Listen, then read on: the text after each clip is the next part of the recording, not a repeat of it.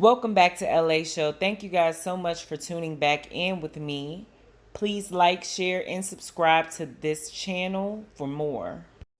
All right, you guys. So we are back with the Nipsey Hussle series for the Eric Holder trial.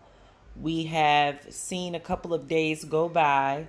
So now we're going to get into some of the updates. I have an article here from TMZ.com. Nipsey Hussle murder trial, tight-lipped testimony from other victim.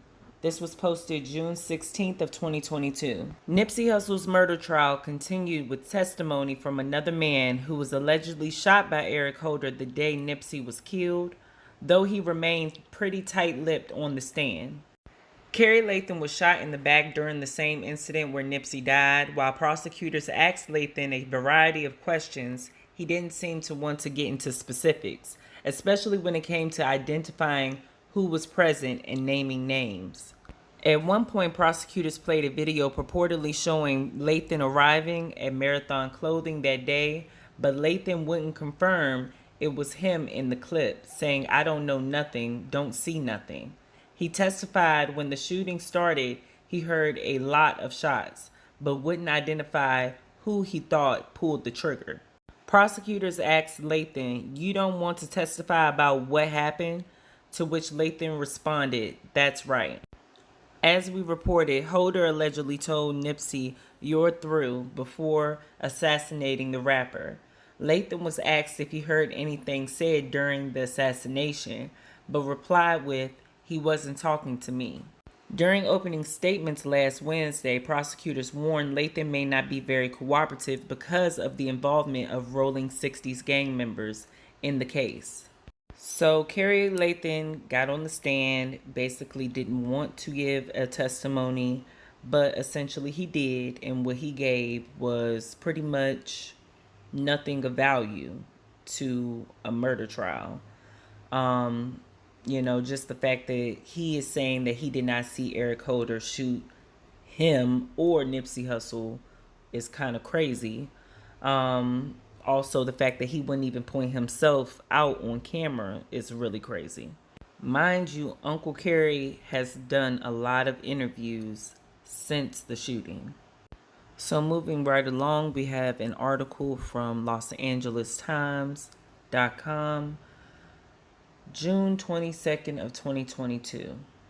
Bryanitta Nicholson had no idea Nipsey Hussle had been shot, even as she drove the man who killed the beloved LA rapper away from the crime scene. Nicholson had met the man in the passenger seat, Eric Holder Jr., only 1 month earlier when she picked him up in that same Chevy Cruze while she was driving for Lyft. The 35-year-old caretaker and rideshare driver didn't consider Holder a boyfriend, but she said the two had been intimate and hung out every other day for weeks, meeting up at the Santa Monica Pier, along the Hollywood Walk of Fame, and at a home music studio in Long Beach. But they had never been to South LA together, not until March 31st of 2019, when they pulled into the parking lot that housed Marathon Clothing. Nicholson said she noticed Hussle standing in the parking lot, yelled out, "He fine, I want to take a picture with him," and raced over to snap a selfie a few minutes later. It wouldn't be long before Hussle lay there dying. At the same time, Holder was stewing in Nicholson's car on a drive to Long Beach. It would be hours before Nicholson learned she played a part in one of the most infamous slayings in recent LA history. On Monday and Tuesday, Nicholson gave jurors at Holder's murder trial their only insight into his actions immediately before and after Hussle's slaying. Although Holder has already admitted to killing the musician, Nicholson's testimony could prove crucial as jurors try to determine the gunman's mental state and decide whether to convict him of murder or manslaughter. Holder, a Rolling 60s Crip gang member who last lived in Long Beach, faces a de facto life sentence if convicted of murder and attempted murder for killing Hussle and wounding 2 other men. Deputy Public Defender Aaron Jansen has argued that his client is only guilty of voluntary manslaughter because he became irrational after Hussle told him he heard a rumor that Holder had snitched. Although other witnesses have testified that Hussle was trying to help Holder, warning him about the snitching rumor because such gossip could prove deadly for Crip gang members, Nicholson said she overheard Holder ask Hussle if he had ever snitched. Hussle became annoyed, according to Nicholson, but never aggressive. Authorities have never clarified if Hussle or Holder had ever served as an informant. When the conversation between Hussle and Holder ended, Nicholson said she and Holder got into her car to leave. She wanted to go home to Long Beach, but Holder insisted he wanted her to pull over so he could finish eating food he'd ordered from a burger joint in Hussle's strip mall. As they drove on Slauson Avenue, Holder began loading bullets into a handgun, according to Nicholson. I was like, "What are you doing? You put that away. You ain't gonna shoot nothing outside my car," she said Tuesday. Nicholson said she pulled over in a parking lot that led into an alley alongside the strip mall. Holder didn't seem upset or angry, she said, but told her to wait for him, then got out of the car. Out of Nicholson's view, Holder returned to the parking lot and opened fire with a handgun and a revolver, shooting Hussle 10 times, prosecutors have said. The bullets pierced the rapper's head, torso, and spine, and he died a short time later. Nicholson said she heard 2 gunshots and saw a man running from the parking lot. She said Holder ran back to her car, ordered her to drive, and threatened to slap her for asking questions. Despite seeing Holder wielding firearms in her car minutes earlier, she told jurors she didn't think he had shot anyone or that Hussle had been hurt. The two had a long, quiet ride back to Long Beach, Nicholson said. He wouldn't say a word about what happened. Hours later, Nicholson said she saw a news report about Hussle's death, yet she still didn't blame Holder. "I was just like, oh my God, I was just there. How did he get shot?" she said. "I was like, I heard the shots or whatever, but I didn't think like Eric did it or nothing like that." That night, Holder asked to stay at her place. By that time, Nicholson said she posted the picture taken with Hussle to social media, and people began asking if she was there when he was killed. Around the same time, social media posts linking Holder to the crime had surfaced online. I asked him about it again, about the social media thing, seeing those, and he didn't say too much. He just kind of like brushed it off, said Nicholson, adding that Holder then smoked some marijuana and went to sleep. The next morning, Nicholson said she helped Holder get a hotel room and went to work. Not long after that, Nicholson received a phone call from her mother. Her car was on the news and reports about Nipsey Hussle's murder. Nicholson quickly turned herself into police and spent 5 hours being quizzed by Los Angeles police detectives. Holder was arrested in Bellflower the next day, Jansen said. His client was trying to check into a mental health facility. The district attorney's office has granted Nicholson immunity in the case, though the terms of her deal would be null and void if a judge rules she lied on the stand. Deputy District Attorney John McKinney could wrap up the prosecution's case against Holder as early as Wednesday. Jansen has declined to tell reporters what, if any, witnesses he plans to call in Holder's defense. The case could be in the hands of a jury by the end of the week. Nicholson telling jurors and the judge once again that she's oblivious to what was going on with Eric Holder. And if you believe that, that's cool. But some people just find that hard to believe. And I'm one of them. So we have another article here. Key witness in Nipsey Hussle killing is pressed over errors. This was posted June 22nd of 2022.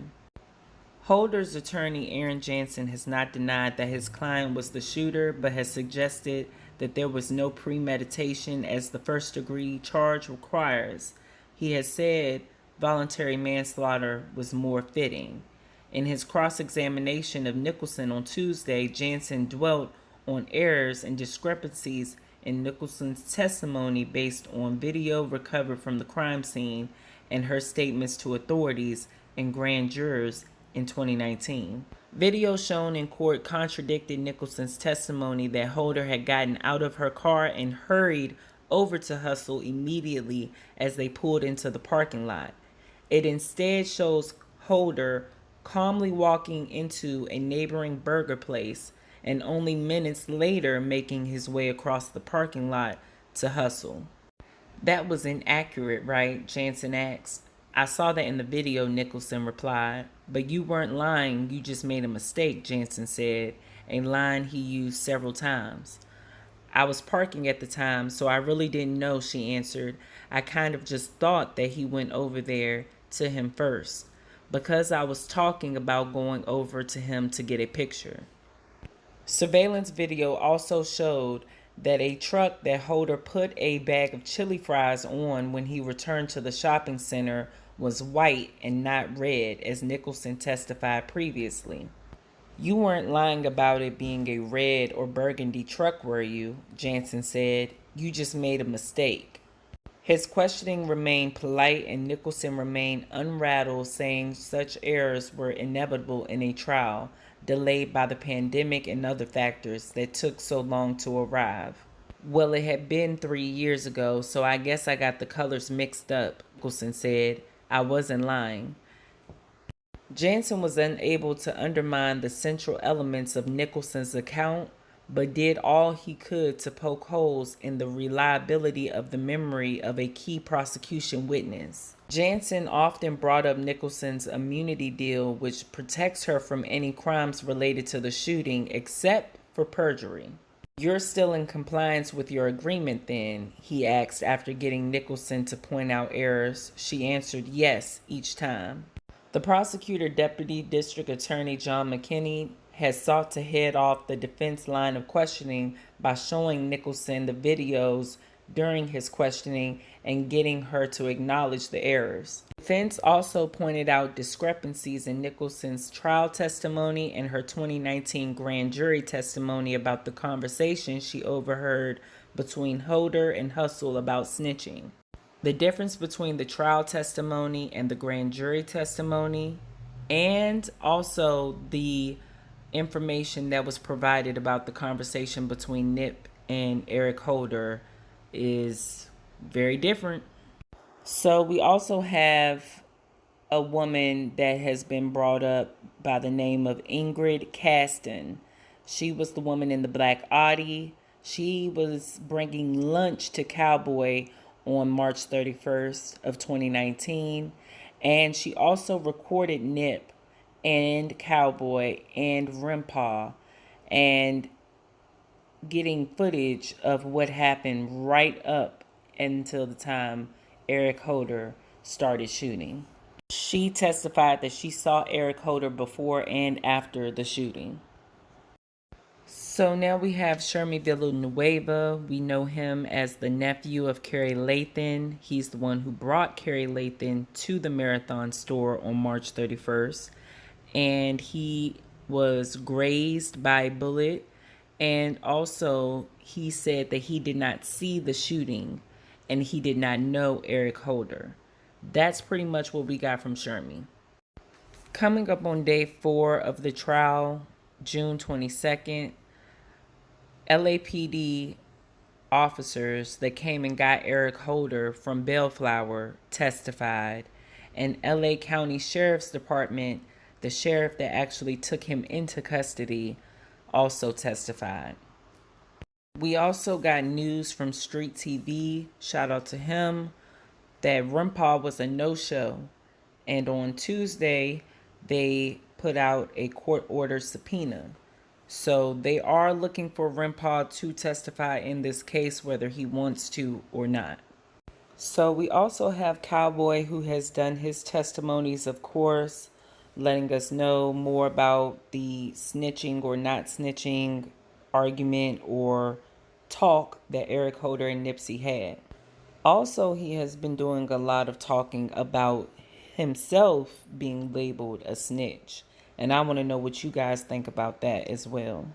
Thank you guys so much for making it through this video. I will be back with more. We should be getting closer to the end of the trial. Like I said, follow me on all of my social media platforms below. Like, share, and subscribe. And I will be back.